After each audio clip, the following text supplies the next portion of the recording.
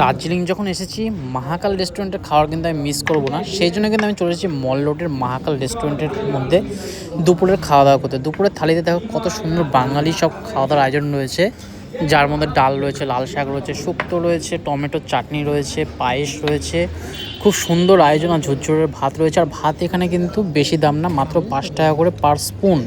এখানে কিন্তু plate system নেই, পার স্পুন সিস্টেম, 5 টাকা করে। লাল শাকটা কিন্তু বাদাম দিয়ে লঙ্কা দিয়ে দারুণভাবে বানিয়েছে, আমার তো ভীষণ ভালো লাগলো। এই হলো মহাকাল রেস্টুরেন্ট, যেটা একদম কিন্তু গ্লেনেসের পেছন দিকে রাস্তার মধ্যে পড়ছে। মলটা থেকে একটু নিচের দিকে গেলেই কিন্তু এই রেস্টুরেন্ট রয়েছে। শুক্তোটা কিন্তু দারুণভাবে বানিয়েছে। এখানকার আমাদের যেগুলো সিজনাল সবজি আছে সব সবজি দিয়ে, বেগুন টেগুন দিয়ে, তেজপাতা দিয়ে দারুণভাবে দুধ শুক্তো বানিয়েছে। এটা শুক্তো আমি বিভিন্ন রেস্টুরেন্টে খেয়েছি, তবে আমার কিন্তু এরকম দুধ শুক্তো খেতে বেশ ভালোই লাগে।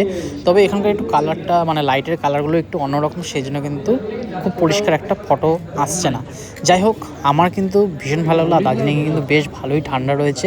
ঠান্ডার আমেজে এত সুন্দর বাঙালি থালি পেলে কে ছাড়ে। তবে একটা ইনফরমেশন দিয়ে রাখি, মহাকাল রেস্টুরেন্ট শুধু কিন্তু একটাই না, মহাকাল রেস্টুরেন্টের কিন্তু 3খানা ব্রাঞ্চ রয়েছে। এই গলিতে শুরুর মুখে কিন্তু একটা রয়েছে, আবার এই গলিতে একদম নিচের দিকে গেলেই কিন্তু, তাই ওখান থেকে রাইট সাইডে গেলে আরেকটা মহাকাল রেস্টুরেন্ট রয়েছে। ওখানেও কিন্তু বেশ সুন্দর অ্যাম্বিয়েন্স রয়েছে আর খুব সুন্দর খাওয়া দাওয়া পাওয়া যায়। তবে এই ব্রাঞ্চটাতে বেশি লোক ভিড় করে। অনেকেই বলে এখানে খাওয়ার অত ভালো না, কিন্তু আমার ভালো লাগে। আর প্লাস হচ্ছে এখানকার, তোমরা যদি আসো কখনো সন্ধেবেলা রাতে ডিনার করতে, তখন কিন্তু লাইন দেখলে বুঝতে পারবে এখানে কতটা ক্রেজ রয়েছে। তবে আমরা এই যে স্পুন সিস্টেম রাইস রয়েছে 5 টাকা করে, সেটা রাইসটা নিয়ে নিলাম, কারণ রাইস তো লাগবেই। চা, খাবারের কোয়ালিটি রয়েছে, আর যতগুলো খাবার রয়েছে খুব সুন্দর সুন্দর খাবার রয়েছে। যে রেস্টুরেন্টে সেল বেশি সেই রেস্টুরেন্টে গিয়ে খাওয়াটাই বেশ ভালো, কারণ কি টাটকা জিনিসপত্র পাওয়া যায়। আমরা সেরকম একটা বোয়াল মাছ নিয়েছি, বোয়াল মাছটা বললো ভালো হবে, টাটকা হবে, শিলিগুড়ির থেকে আনা। যাই হোক, খেয়ে দেখা যায় ফুলকপি আলু দিয়ে কিন্তু বোয়াল মাছটা বানিয়েছে, খুব সুন্দর দেখতে লাগছে, যেন বাড়িতে যেরকম সবজি সবজি দিয়ে পাতলা ঝোল করা হয় সেরকম। মানে এখানে চাটনি রয়েছে, চাটনিটা টমেটো আর হচ্ছে আম শক্ত দিয়ে করেছে বললো। এই মাছ ভাতটা এখানে পড়েছে 230 টাকা করে। আমিও একই মাছ নিয়েছি, ও একই মাছ নিয়েছে, দুজনে কিন্তু বোয়াল মাছ দিয়ে আজকে দুপুরের খাওয়া দাওয়া করছি। আর এর পরের ব্লগ আমি শেয়ার করবো, যেগুলো হচ্ছে মহাকাল রেস্টুরেন্টের বিগ থালি আমরা খেয়েছি, সেই থালিটাও কিন্তু শেয়ার করবো তোমাদের সাথে।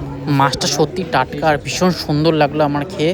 আর এর পাশেও একটা রেস্টুরেন্ট আছে পদ্মা রেস্টুরেন্ট বলে, সেখানেও কিন্তু খাওয়া দাওয়ার বেশ ভালো, কিন্তু রাত্রে ডিনার করতে হলে 9টার মধ্যে গিয়ে করতে হবে, তারপরে কিন্তু খাওয়ার পাওয়া যায় না।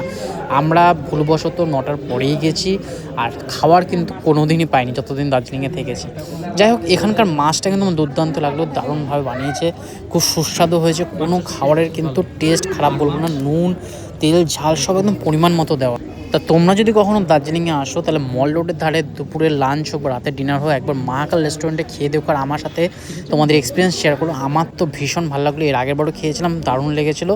এই চাটনিটা আমু শক্ত আর টমেটো দিয়ে করেছে, দুর্দান্ত চাটনি বানিয়েছে, খুব সুন্দর চাটনি বানিয়েছে। আশা করি আজকে ভিডিওটা সবারই ভালো লেগেছে। আর ভিডিওটা ভালো লাগলে অবশ্যই কমেন্ট করো, লাইক করো, শেয়ার করো, যাতে পরবর্তীকালে এরকম সুন্দর সুন্দর ভিডিও আরও দেখার সুযোগ তোমরা পাও। যাই হোক, এখানে কিন্তু লাস্টে রয়েছে মিষ্টি দই, এই দিয়ে শেষ করছি।